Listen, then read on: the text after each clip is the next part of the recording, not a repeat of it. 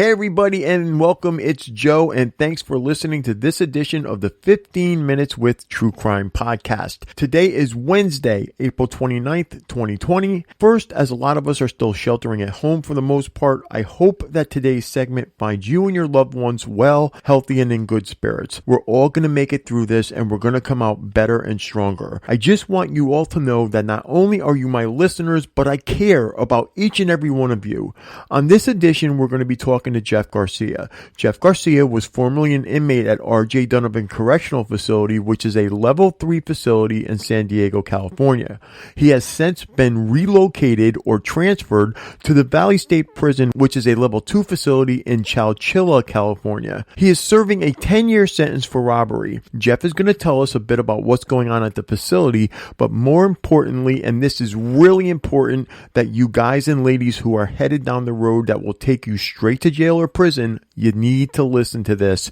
Jeff is going to tell you what happens when you do something wrong and you get sucked into the system from the arrest to court, then to jail or prison, and then the rest of your life with a record. 15 Minutes With is different than other shows because our guests are prisoners who are still inside of prison walls. Our show is not like corporate prison shows like Lockup or 60 Days In, because our shows are not scripted or sanitized before they're put out there.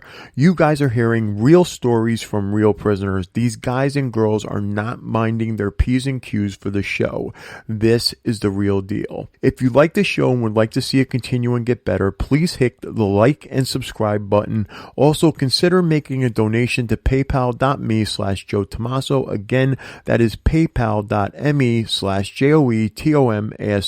Every dollar helps and goes right back into the show. Also, if you want to get notified when I drop new content, please hit the notification icon. If you have any questions or suggestions or comments, or if you have somebody you want me to try and interview, please email me at insidetherazorwire@gmail.com. Again, that is insidetherazorwire@gmail.com, or you can snail mail me at P.O. Box 162, West Haven, Connecticut 06516. And now, without further ado, here's this edition of 15 Minutes With. To refuse, hang up now, or thank you for using Global Tel Link. Hello. Hello. Hello. Joe. Hey, Jeff. What's up? How you doing? Okay. Okay, good. I don't know if you want to. I have some stuff here written down. Okay. All right. My name is Jeff Garcia. My number is AY9110. I'm calling from Valley State Prison in Chowchilla, California. Okay. From what I understand, this is mostly for younger people, possibly going into the wrong type of lifestyle that can lead you here. Right, exactly. Okay, so the thing is when you're headed down this direction, as soon as you get in trouble, it's kind of focused more on not necessarily the truth, but negative impact right away. So a police report isn't necessarily gonna be totally true. It's gonna be biased against the offender. Right. The report's going to be written in that manner to put you in a more guilty light, regardless of what how you participated in the actual crime. When you go through the system, the prosecutors also aren't necessarily looking for the truth. They're looking more towards prosecuting you for the offense. That with the report. It starts building up in this negative way to just constantly. They're looking for a conviction. Right. It is. It's just. It really builds up right from the beginning. As soon as you get in trouble, it starts building up more and more and more. Okay. Then you head to the county jail where you have any number of people with you that are all going through the same kind of stuff. You're fighting for your life inside of going through a court system. There a lot of people are volatile, a lot of negative moods, a lot of self created drama that you're around, and it starts to eat at you internally, mentally, and it starts to affect you and your decision making. After that, if you're headed to prison, once you get to a prison, certain facilities are different out here. They're different levels, 1 through 4, depending on where you are. And normally a yard where you get to, you got about 1,000 people, between 900 to 1,000 on each yard, with different backgrounds. They all have different vices, different drug addictions. There's different maturity levels. Some are more mature than others. A lot of people are mentally unstable. Some people have been abused physically, emotionally. In fact, most of them have. And, it's a big, chaotic environment, that can be, it's manipulative. There's a constant, alpha male syndrome going on with everybody. And it just causes more and more damage to you mentally. Now, also, when you get convicted, that's something that stays with you for the rest of your life. That you're going to go, if you get out, if you have an offense that you're going to, eventually get out from, you're going to have that felony charge on you. And whenever you go to get a job or whatever, they're going to bring that charge up, correct?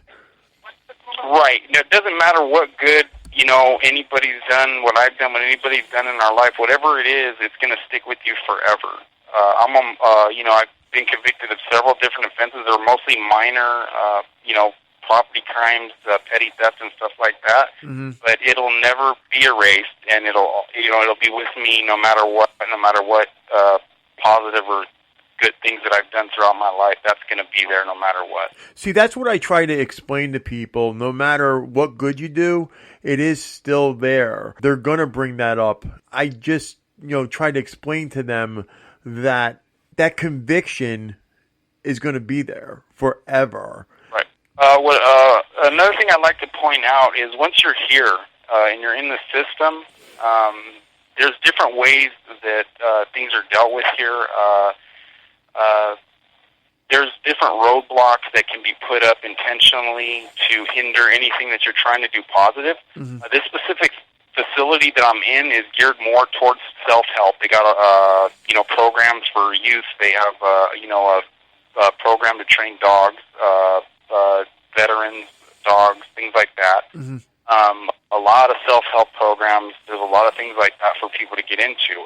The facility I came from isn't necessarily like that. I came from Donovan.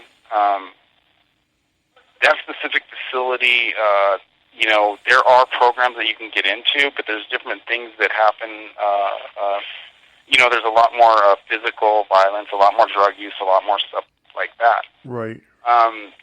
If you have an issue with with another officer or something for whatever reason, they may not like you based on who you are as a person. It could be your crime, it could be your behavior, it could be any different number of things. There's things that they can do to hinder whatever you're doing. These are all things that I've seen or encountered myself. And a more extreme thing, they can go from, planning. This call and your telephone number will be monitored and recorded. They can go from planning drugs or weapons on you. They could actually assault you physically, with nobody seeing. They can send inmates after you. A more subtle way that they can operate would be they can house you with somebody that's known to either be a bully. If you don't use drugs, they can house you with a really bad drug addict. Right. If you're really clean and you have some people are OCD about their cleanliness, they can stick you with somebody that's very filthy or has a disease or anything like that. If you're doing life and you're trying to get out and, you've done 10 to 15 years of positive programming and positive self-help and stuff like that, they can just write you up for something minor, which would cause you to stay in here for another 5 or 10 years. There's any number of things like that. Right. They can make a mathematical certainty to where you just won't get out of jail. Ultimately, you have the choice and you have the decision, but there is a lot of hindrances that you have once you get here.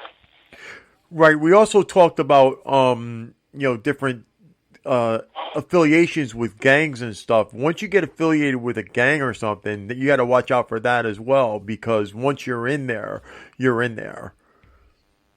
Right, right. I mean, that could make you a target from a different gang. It could make you a target from the COs, because you can sit back and actually watch the behavior, and you can kind of see where somebody's going, especially somebody younger, because younger guys are really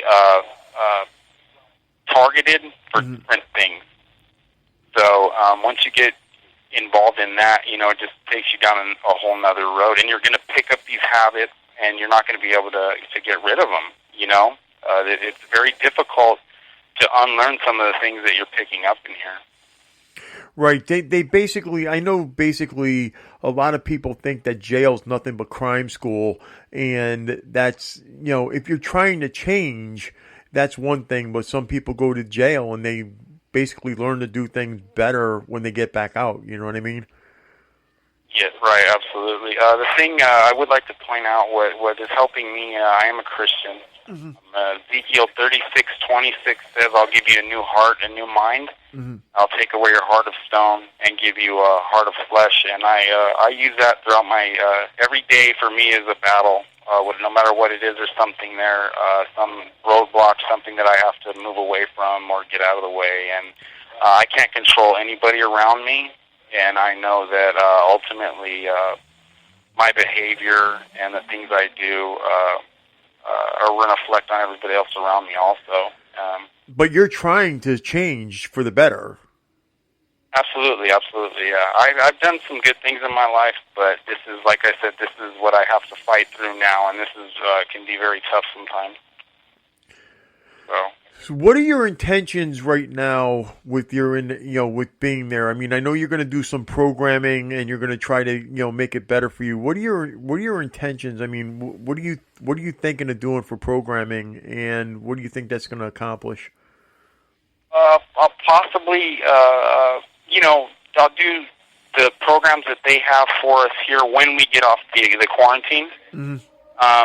And possibly go to fire camp and get out within the next 2 years, hopefully. So, just for people who don't know what the fire camp is, can you kind of explain to them what it is? Sure. Right now I'm doing 80% of my sentence. They have fire camps where you go through a training process, anywhere from 3 to 6 months, I believe. And once you complete that, they send you to camps throughout the state to fight fires in high fire areas of the state. And that'll bring the percentage down from 80 to 33. So I'm doing 2 days for every one that I actually serve. I'm getting 2 days credit. But basically, what you're doing is you're fighting fires. Absolutely, yes. And that's contributing to the community. So this is something good that you're doing out there. Right. That's my next goal in 6 months from now. So, and as far as the coronavirus, what's happening with you guys there? I know you're on modified programming. What else is going on in there? They issue us masks every morning. We can trade our older mask for a new mask. I believe PIA, the inmates in the PIA laundry manufacture them. Mm-hmm.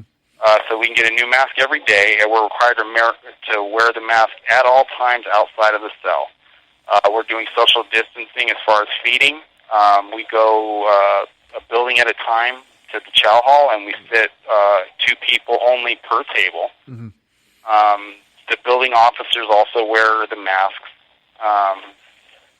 We are only out for 2 hours a day for yard. Only with your... This call and your telephone number will be monitored and recorded. So we are social distancing here also.